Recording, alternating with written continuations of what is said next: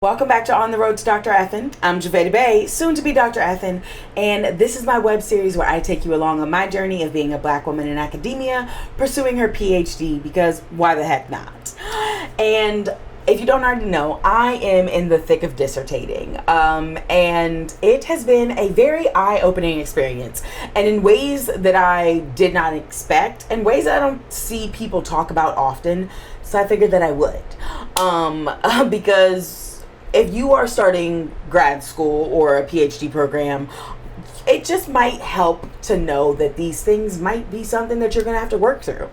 And the first one is finding my voice. And this one has been really weird and interesting to experience because I have been a writer for pretty much my entire life. I still have notebooks from my childhood where I wrote short stories and things of that nature.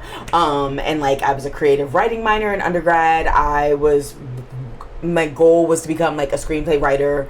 Once I graduated from undergrad, I did journalism, and like I've been writing in a multitude of ways for so long. But what no one tells you is that entering into academia, especially if you have a more creative writing background, it is very easy to kind of lose your voice when you start writing in academia because of the way that like academic writing is so rigid, and it can be very difficult to figure out how to be like you in that. And so I had been well aware that I've kind of like lost that. I felt like I lost my special like twang to my writing being in grad school. But my dissertation honestly has been how I've gotten it back. And I was not expecting that at all because it's academic writing. But what did it was me I've been reading so much like black feminist literature around writing. Because one, it's like situated in the world of academia, but it's not like academic writing. It's black feminist writing. And so by really centering that in what I was reading before I started really writing my dissertation, I was seeing that it is possible to still have your voice. It is possible. And reading Audre Lorde, Bell Hooks, Jennifer Nash, like it's like amazing to see that like it can be done. And also I do know that like it has to be good. I don't think anyone would argue that Audre Lorde and Bell Hooks are not great writers. Like that's not like that would never be made as an argument. And so like that greatness piece does need to be there in some degree. Like you can't just be like, oh, I'm just gonna write it however I want, like run with it. But it is possible to have my voice, especially my voice as a black woman in my writing, and it still be valuable and valid and academic. And so that was the first thing that really like surprised me, is my dissertation being how I felt like I got my voice back in my writing. So like that's number one. The second thing that I was not expecting to like learn or experience in the phase of dissertation is like choosing me and prioritizing me. Like in my head, I was so prepared to be like, all that matters is dissertation, nothing else. Ignore every outside thing and just focus on this thing, including like myself. I have a tendency to not take care of me because I want to get my tasks done. But writing my dissertation and being in dissertation stage has really pushed me to prioritize me in all of the ways possible. I've been like, you know what? If you are writing as you have to be creative. So I've been prioritizing doing the things that I love and like actually like finding whimsy and like doing all the stuff that's just like, I'm doing this because it makes me happy, which is wild to consider that my whole dissertation topic is on pleasure, and I'm out here being like, oh, don't do anything pleasurable, focus on this thing.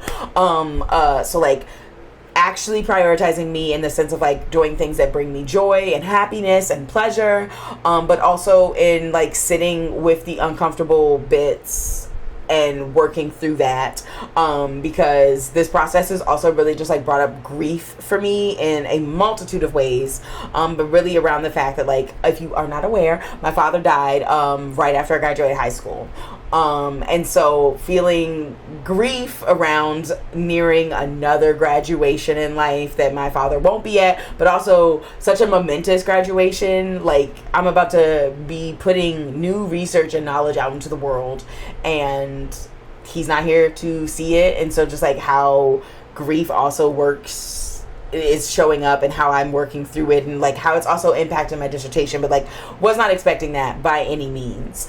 And I also think that reading Black feminist women scholars also played a part into that, because I was reading Jennifer Nash's How We Write, and it talks a lot about grief, and I think that it just like really helped in like making it more clear to me that is what I was feeling. Because again, I be focused on my goals. I don't know what's going on in my mind and my body. I'm just like, let's do the thing.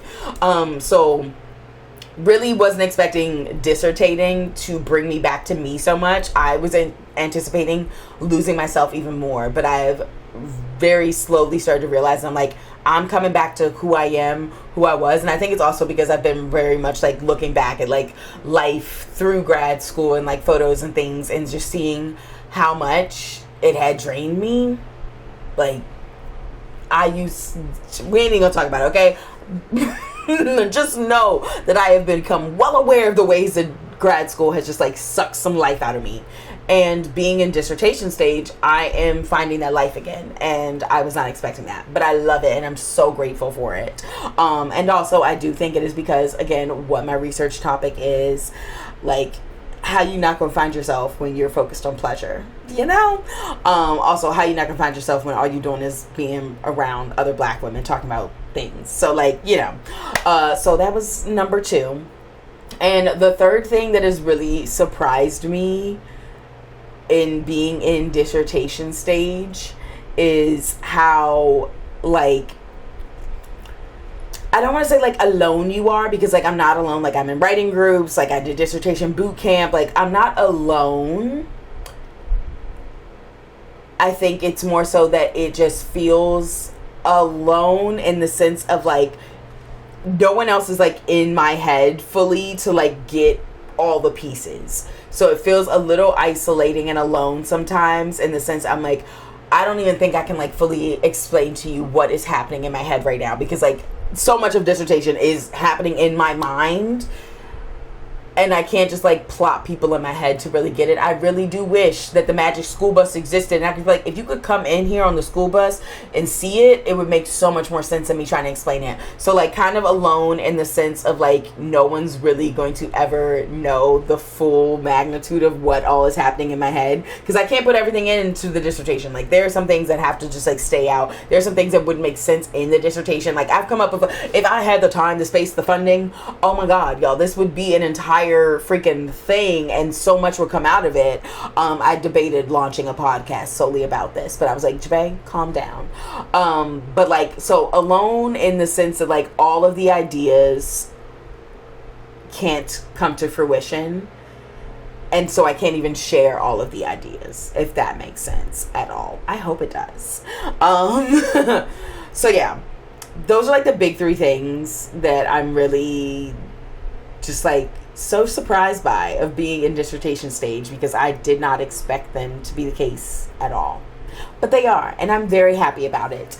But yeah, that is that. I'm learning a lot through this experience, like truly so much about myself, about my writing, about my ideas, perception, engagement with porn, about my relationships with other Black women. It's like, I'm not about to say that everyone should experience grad school and getting a PhD and doing a dissertation. Absolutely not. But I do wish that everyone could experience like the different types of like personal and like self-growth that happen from doing a dissertation. I don't know how to explain it, but like when you start to develop knowledge, new knowledge, you grow like in a lot of the ways that's not just like in your mind. So I think it's pretty cool. But if you also think it's cool, or just like I'm cool, or like you think research and grad school and dissertating is cool, then you should subscribe to this YouTube channel, because it is cool. I promise you, it's cool. And you should also definitely make sure that you are checking out all my social media platforms. Mainly TikTok, though, if you really just want the grad school stuff. But like everywhere is really cool, because I'm pretty cool. I'm really cool. Like, let's be real. And then also, I do have an academic website, drfn.online, if you are really interested in this side of my world. But if you're like, I'm interested in all your worlds today, then you should definitely check out themillennialsexpert.com, because hello. Yeah. But that is that. Make sure you subscribe to this YouTube channel, and definitely make sure you come back next week for another episode, because I got one coming to you. You're welcome. But until then, I'm going to see you later. Deuces.